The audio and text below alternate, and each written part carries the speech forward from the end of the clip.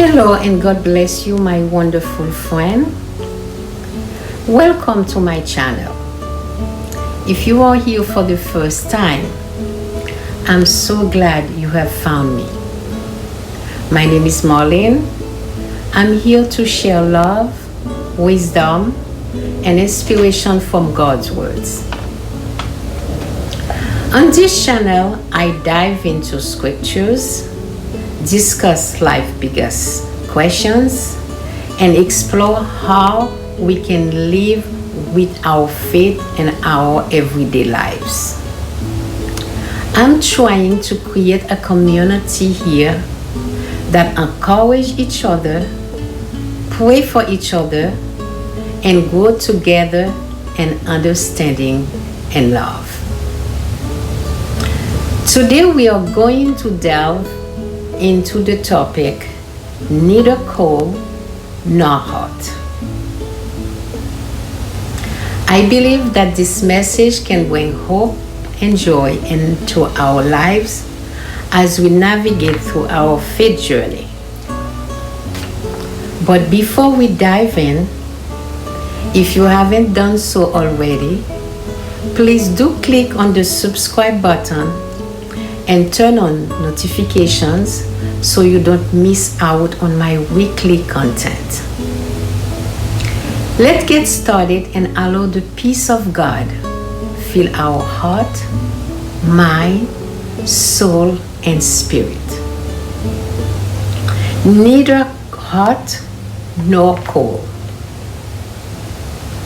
One of the most effective forms of deceit in Satan's arsenal is the suggestion that we can become self-sufficient.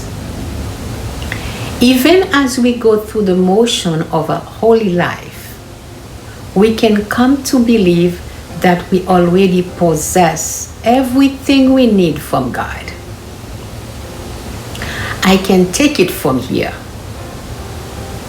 Our attitude and habit frequently assert that. That is exactly the kind of complacency the world today had cultivated. Apparently, the Christians now are not doing anything bad, but they are not doing anything particularly good either. They had started out strong in their faith, but it would appear that they had become distracted by what they had already received and stopped looking for more from God. More of His compassion, more of His love, more of His transforming power in their lives. In the book of Revelation, chapter 4, verse 17 to 18, the angel in John's vision delivered a surprising message to this congregation. You say, I am rich and acquire wealth and do not need a thing. But you do not realize that you are wretched, pitiful, poor, blind, and naked. These believers had become so self-sufficient in their position as God people that they had begun to leave God Himself out of the equation. Jesus accused them of being neither hot nor cold. And His strong response to this lukewarm Christianity come as a shock. I am about to spit you out of my mouth. Why did Jesus find this so distasteful?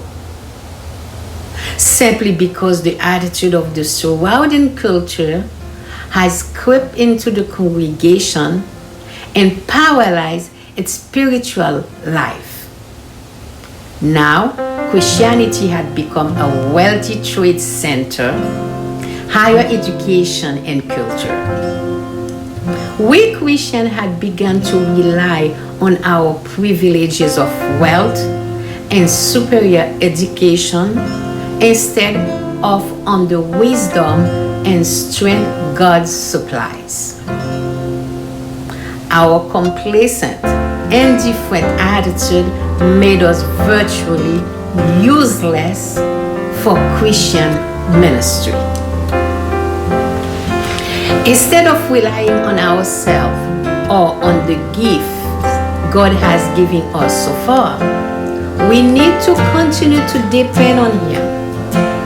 If we allow ourselves to fall into the trap of self-reliance, God will often use difficulties in our lives to alert us to our need of Him. During a time of intense trial, Paul wrote, "This happened that we might not rely on ourselves but on God." 2 Corinthians 1 verse 19.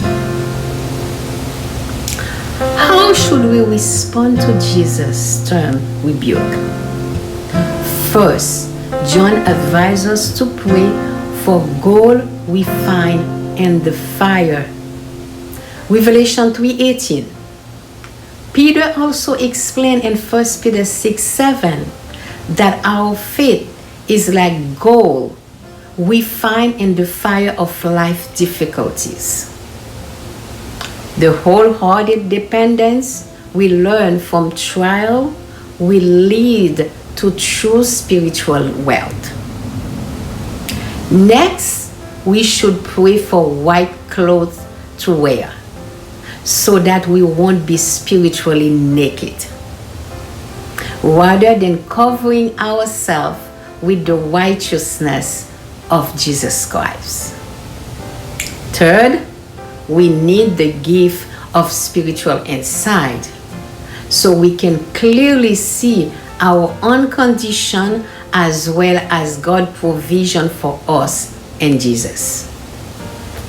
This will lead to genuine repentance, a new intimate relationship with Jesus Himself, and ultimately to His enthusiastic approval of a life well lived. In retrospect, have you tended to feel closer to Jesus when your life was running smoothly, or when you had it a rocky road? Examine yourself.